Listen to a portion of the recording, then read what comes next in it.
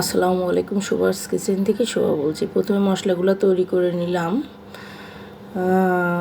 সব কিছু দিয়েছি আর কি, দিয়ে সমস্ত কিছু মাখিয়ে রাখছি। তারপর তেল গরম করছি, পরে পেঁয়াজ কুচি দিয়েছি।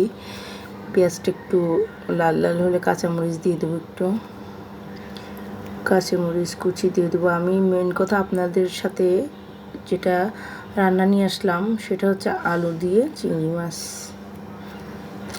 এটা আমার শাশুড়ি রান্না করতো। আমার শাশুড়ি হাতের রান্নাটা অসাধারণ ছিল। আমিও তারটা একটু দেখে দেখে শিখছি আর কি, জানি না কেমন হবে, কিন্তু বলে ভালো হয় আর কি খেতে, আমার আল্লাহ জানে। তারপর একটু পানি দিয়ে কষা নিলাম মশলাটা।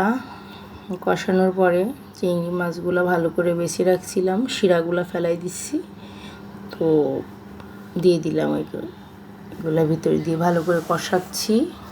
কষানো হলে একটু পরে আলু দিয়ে দিব। আলু দিয়ে দিচ্ছি, আলু একটু নাড়াচাড়া করব,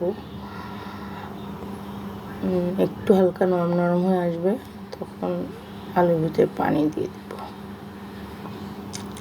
পানি দিয়ে দিচ্ছি, পরে যে মাখা মাখা হয়ে গেছে, ধনেপাতা ছিটে দিচ্ছি উপরে। তো আমার রান্না হয়ে গেছে। এরকম করে খেয়ে দেখবেন, মানে চিংড়িটা বেশি দিতে হবে আর কি, তো খুবই মজা লাগে।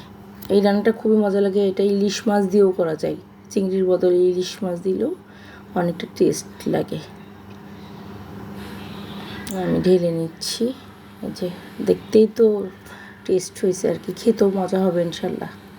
মজা হয় আর কি, সবার পছন্দ, ভালো লাগে খেতে।